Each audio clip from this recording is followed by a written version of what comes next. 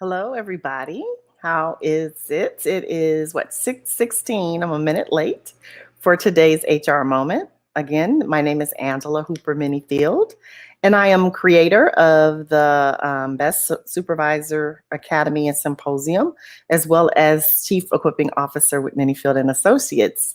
And so each Monday, Wednesday, Friday, what we attempt to do is have an HR moment.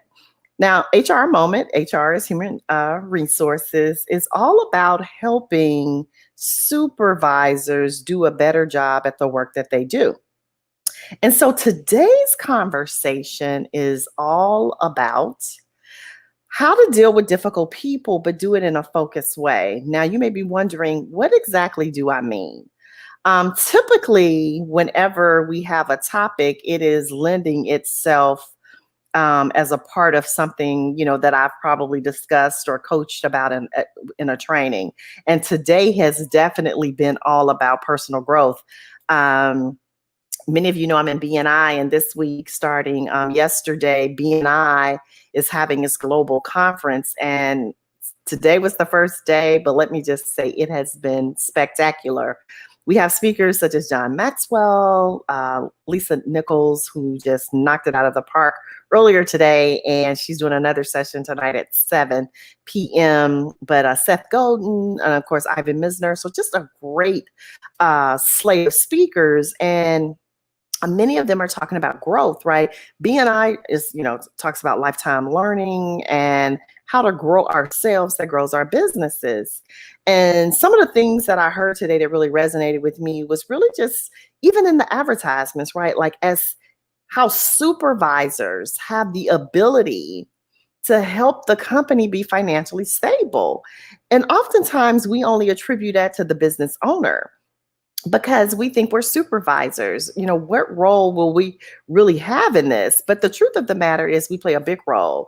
And that's why I'm going to talk about today, focusing on the behavior and not the why. So oftentimes when people do disturbing things at work, and we're talking about behaviors that are potentially inappropriate or, some things that potentially need to be written up, I have seen it time and time again. And of course, it happened again today with one of my clients. The supervisor turned the other head. And as I dug deeper into the scenario to try to figure out exactly what's happening here, what I uncovered is there was some concern about an employee potentially being under the influence of something. And they really weren't quite sure, but right, there is clearly a concern that something was the result of this strange behaviors not typically assigned to this person. And so the conclusion, and again, I'm giving you guys the Cliff Notes version of this, is perhaps something wasn't said because coworkers and supervisors are often concerned about accusing, right, somebody of something and being wrong. And I actually had this happen to me. So a few years ago, one of my direct reports, it was the head of a division, actually. Behavior was just really getting peculiar. It was on the borderline of the appearance of looking like, inebriation. But again, couldn't prove it, didn't smell anything. And in many areas or careers, you cannot drug test and do those kinds of things. And unfortunately, the federal government, for the most part, was one of those places. And so I really could not ascertain what the issue was. I would ask questions, describe behaviors, and write them up. But one particular day I went into the office and this person was asleep, like at their desk. And when I awakened them, speech was slurred, could not really put a coherent sentence together. And so I called in somebody else from the team, and because you got to have witnesses, right? Because nobody accusing you of anything. But of course, it was, you got to go home. And the other part of this was I wasn't going to let them drive home. And that's where they really got upset with me.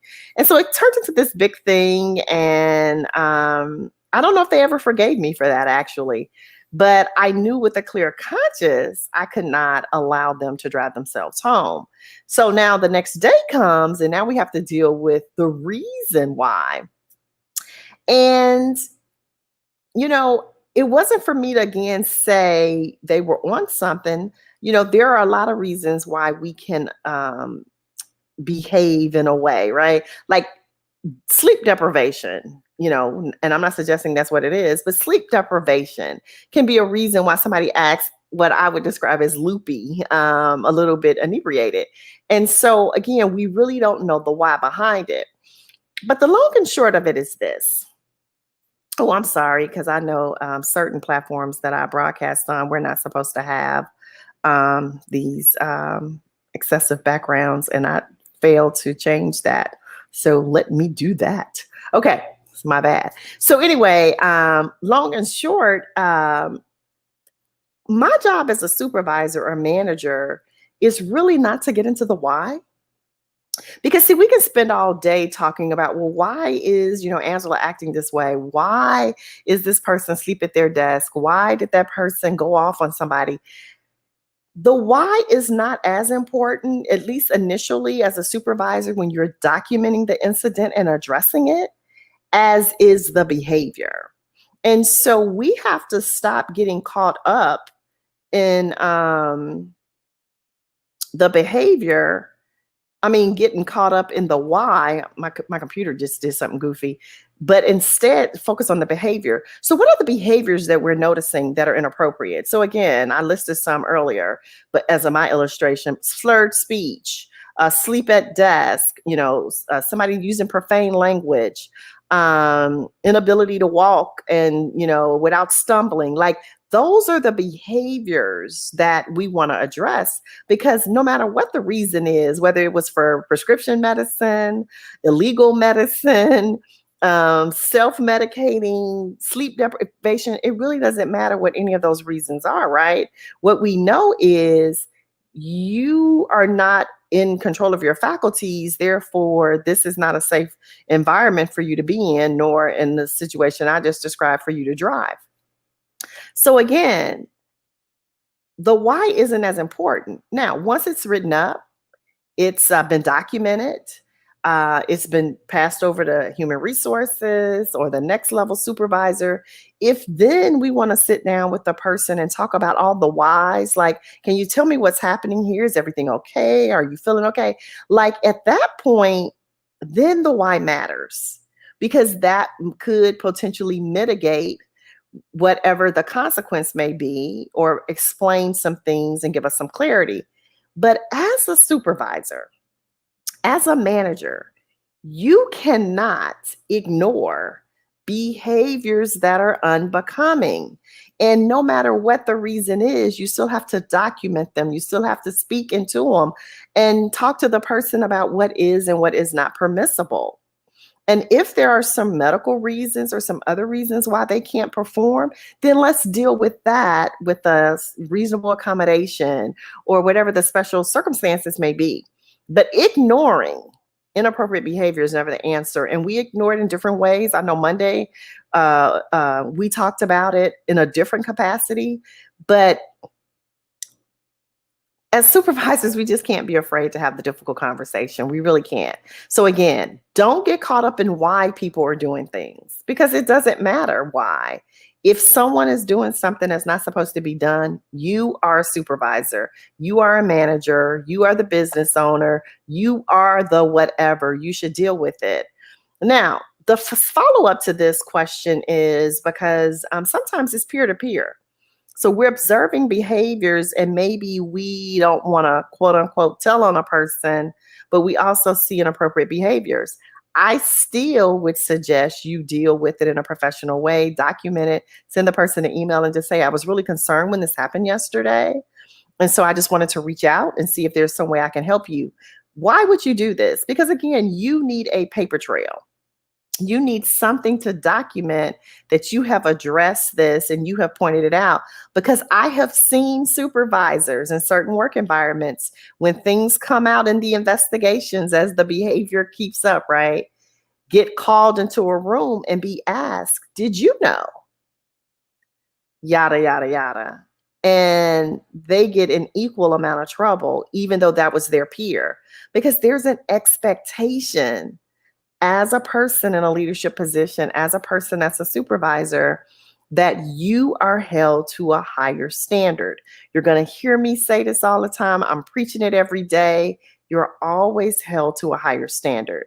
So don't think just because you're not the supervisor that you can ignore or turn a blind eye to other people's behaviors. You can't. There's no case law that I've ever seen. And if you guys have some and seen some, please tell me about it. But there's no case law that I've ever seen that gave people permission to avoid dealing with an issue in a supervisory capacity just because they weren't the supervisor on record. So once you become a supervisor, you're always held to a higher standard. So that's what I want to leave you with today. I have a shorter break because, again, I am ready to jump back into the BNI Global Conference this evening. I want to see what else Lisa Nichols has to bring to us tonight. I actually think her next presentation, I thought I had it open still, was going to be, let's see, she will be talking about, it's not like y'all can go, right? But she'll be on, I can't find it now. Oh yeah, here she is. Excelling in business as a woman, embracing our feminine as our superpower. Oh, I know I want to see that. So yeah, I am headed back to the BNI Global Conference to watch Lisa Nichols. And this has been your HR moment with Menifield and Associates. Oh, and last night we did start our pre-sale. So journals are officially on pre-sale now. I will put the link in the comments for any of you who are interested, so that you can buy. And the first batch I am actually going to ship out myself because I promised people that I would sign them. They're great gifts, and any support would be greatly appreciated. But if you either have a team that you're working with, you're a coach and you need some resources and tools, you're a supervisor, or you're a manager with a team of supervisors and you want to help them grow and better supervise and appreciate the team that they're leveraging, right? Valuing the people, caring about them, supporting them, this would be a great resource for them. So feel free to share that information as well. Let's see. And then here's the other link as well for you to be able to do that. So again, Angela Hooper-Menifield, Menifield and Associates, HR moment for today, Wednesday, November 11th. Today's Veterans Day, by the way. So I know many of you are off work and I actually forgot, but we definitely want to acknowledge that. So thank you guys for watching. The timeline has been filled with so many people that I'm friends with, that I know and love, sharing their pictures from their military service. My brother was in the Air Force. My ex-husband was in the Army, a lieutenant colonel. So military runs deep. I'm actually a USAA insurance holder as a result of that. And so we definitely want to acknowledge those individuals. And again, thanks everybody for posting the pictures and the memories that you've shared, for your commitment. So have a great day, and I will talk to you guys on Friday. Bye.